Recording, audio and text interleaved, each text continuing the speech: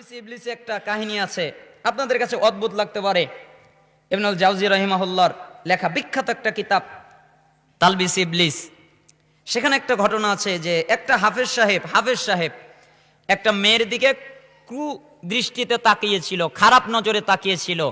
এই কারণে ২০ বছর পরে সে কোরআন ভুলে গেছিল। ২০ বছর পরে এটার রিয়েক্ট করেছিল। তাই একজন আলেম আরেকজন আলেমকে বলতেছেন, ওস্তাদ শেখ, আমি তো এটা ভালো করে বুঝি না, এটা কেমন হলো? ও ২০ বছর আগে জিনা করলো আর ২০ বছর পরে কোরআন ভুলে গেল, এটা হতে পারে? তখন সে বললেন, শোনো, কেউ যখন জিনা করে তখন আল্লাহর মর্যাদায় লাগে। কোথায় লাগে? আল্লাহর মর্যাদায় লাগে। তখন ওর থেকে লা ইলাহা ইল্লাল্লাহ উঠিয়ে নেয়। কিছুদিন আগে সৌদি আরবের বিখ্যাত একজন আলেম, তার লেকচার শুনছিলাম। তিনি বলছিলেন যে আমি একদিন বসে আছি, তো আমার একটা বন্ধু আমার কাছে আসলেন, কানাডায় থাকে, ও ডাক্তার। তো আমাকে বললেন, দোস্ত তোমাকে একটা কথা বলবো, তুমি কি শুনবে? তখন আমি বললাম, বলো। তখন দোস্ত আমাকে বলল, আমি ডাক্তার মানুষ, তো আমি একদিন আমার ওয়ার্ডে প্রবেশ করলাম, আমার যেখানে দায়িত্ব সেখানে দেখলাম যে একটা নতুন রুগী ভর্তি হয়েছে। রুগীটাকে দেখে আমার মায়া লেগে গেল। কেন? এত সুন্দর চেহারা, এত সুন্দর দেখা যায়, মনে হয় রাজপুত্র, দেখেই আমার মায়া লেগে গেল। তাই আমি তার কাছে চলে গেলাম, তার সাথে কথা বলার চেষ্টা করলাম, কিন্তু সে আমার সাথে কথা বলল না। আমি বুঝতে পারলাম না। এরপরে তার ফাইলটা রাখা ছিল, তার ফাইলটা নিয়ে আমি দেখলাম যে তার নাম হলো মোহাম্মদ। তখন আমি বুঝলাম মুসলিম। এরপরে লেখা আছে 21 বছর বয়স। তখন আমি বুঝলাম যে যুবক মানুষ। এরপরে লেখা আছে এইডস, রোগের নাম কি? এইডস। তখন আমি বুঝলাম এ আর বাঁচবে না, এটা আমি ধারণা করলাম। তখন আমি বুঝলাম তো মুসলমান, তাই আমি তাকে সালাম দিলাম, আসসালামু আলাইকুম, 3 বার সালাম দিলাম, কিন্তু সে আমার সালামের জবাব দিল না। আমি চলে আসলাম, তার গার্জিয়ানকে ফোন করলাম। তার গার্জিয়ান বলল, আমার সময় নেই, পরে আসবো। অনেকক্ষণ পরে তার মা আসলো। মা এসে আমার কাছে কান্নাকাটি করলো। এরপরে আমাকে বলল, আমার কোনো টাকার অভাব নেই, আমার কোনো সম্পদের অভাব নেই, আমার টাকা আছে, আমার সম্পদ আছে, আমার বাড়ি আছে, আমার গাড়ি আছে, কিন্তু এগুলো দিয়ে আজকে আমি আমার সন্তানকে সুস্থ করতে পারছি না। এরকম কথা বলছে আর কাঁদতেছিলেন। তো আমি তাকে যে সালাম করলাম, সে আমার সালামের জবাব দেয়নি। তো আমি মেশিনের দিকে তাকিয়ে দেখলাম পাঁচটা কমে যাচ্ছে। তখন আমি বুঝলাম আর বেশিক্ষণ হয়তো টিকবে না। তাই আমি তার কানের কাছে গেলাম, মুসলমান তো, মুসলিম তো, তাই আমি তাকে বললাম, কুলু, বলো লা ইলাহা ইল্লাল্লাহ, লা ইলাহা ইল্লাল্লাহ তুফলিহু, তাহলে তুমি সফলতা লাভ করবে। আমি এ কথা তাকে বললাম আর বলতে থাকলাম, লা ইলাহা ইল্লাল্লাহ, লা ইলাহা ইল্লাল্লাহ। কিন্তু ছেলেটা বলতে পারলো না, খালি বারবার বলল আহ আহ আহ, এরকম শব্দ করলো, কিন্তু লা ইলাহা ইল্লাল্লাহ বলতে পারলো না। আমার মনে খুব কষ্ট লাগলো, আমার 2 চোখ দিয়ে পানি ঝরঝর করে পড়লো। কেন লা ইলাহা বলতে পারলো না? এই কথা আমি মনটা খারাপ করে তাকে লা ইলাহা পড়াতে পারলাম না, কালেমা পড়াতে পারলাম না। তাই আমি চলে আসলাম।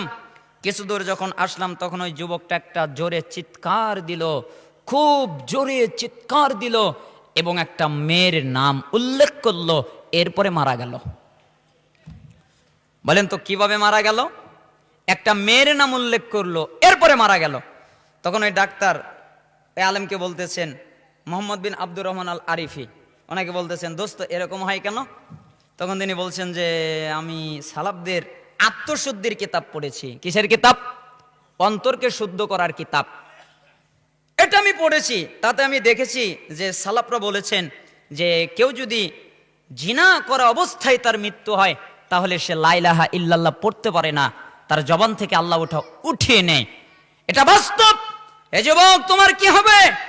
তুমি কানের ভিতরে ইয়ারফোন লাগিয়ে হিন্দুস্তানের গান শুনছো আর গাড়ি চালাচ্ছ, এখন যদি মালাকুল মাউত আসে তাহলে তোমার কি হবে? তুমি মোবাইলের ভিতরে অশ্লীল মুভি দেখছো, তোমার কাছে যদি মালাকুল মাউত আসে তোমার কি হবে? তুমি মেয়ে আরেকটা যুবকের সাথে, তুমি যুবক আরেকটা মেয়ের সাথে প্রেম করে বেড়াচ্ছ, জিনা করে বেড়াচ্ছ, এখন যদি মালাকুল মাউত আসে তাহলে তোমার কি হবে? কি হবে তোমার অবস্থা? তোমার জানা নেই? তুমি তো জানো না মালাকুল মাউত কখন আসবে, এ কথা তো তোমার জানা নেই। তাহলে ওই অবস্থায় যদি তোমার মৃত্যু হয় তোমার কি হবে? যুবকরা কেন জিনা করে জানেন? এই যে মোবাইল, একটা যুবকের হাতে দিবেন, এরপরে বলবেন আচ্ছা এই মোবাইলের ভিতরে অশ্লীল ছবি দেখা যায় তাই না? জি দেখা যায়। আচ্ছা অশ্লীল ছবি, উলঙ্গ ছবি তোমার বাপের সামনে দেখতে পারবে? যুবক, এখানে যুবকরা নাই? আচ্ছা বাপের সামনে অশ্লীল মুভি দেখতে পারবেন? মায়ের সামনে অশ্লীল মুভি দেখতে পারবেন? ভাইয়ের সামনে অশ্লীল মুভি দেখতে পারবেন? বোনের সামনে অশ্লীল মুভি দেখতে পারবেন না? কেন? আপনি বাপকে ভয় করেন, আমার বাপ আমাকে ধরে পিটবে। আপনি আপনার মাকে ভয় করেন, আপনার মা ধরে আপনাকে পিটবে। আপনি আপনার ভাইকে ভয় করেন, আপনার ভাই ধরে আপনাকে পিটবে। আপনি আপনার বোনকে সম্মান করেন, তাই তাদের সামনে উলঙ্গ মুভি দেখতে আপনার ভয় করে। তা আপনার কি একবারও মনে হয় না এই ছবি দেখার কারণে আপনি জাহান্নামের আগুনে জ্বলবেন? হে যুবক, তোমার হৃদয়ে আল্লাহর ভয় নেই, তাই তুমি এগুলো দেখতে পাচ্ছো। যেদিন তোমার হৃদয়ে আল্লাহর ভয় আসবে সেই দিন তোমার দেখতে ভয় করবে। তার মানে আল্লাহর ভয়, একথা আমি বোঝাচ্ছিলাম। কান, এটাকে হেফাজত করা, এর নাম লজ্জা। চোখ, এটাকে হেফাজত করা, এর নাম লজ্জা। জিহ্বা, মুখ, এটাকে হেফাজত করা। মিথ্যা বলা যাবে না, গীবাত করা যাবে না, হারাম খাদ্য খাওয়া যাবে না, এটার নাম লজ্জা। ব্রেন, এটা আল্লাহর বিরুদ্ধে লাগানো যাবে না, হেফাজত করতে হবে, এটার নাম লজ্জা। কপাল, কপালটা আল্লাহ ছাড়া পৃথিবীর কারো সামনে মাথা নত করবে না। আহলে হাদিসের বাচ্চা মরে যেতে পারে, ফাঁসিতে ঝুলতে পারে, মৃত্যুবরণ করতে পারে, আল্লাহ ছাড়া পৃথিবীর কারো সামনে মাথা নত করতে পারে না।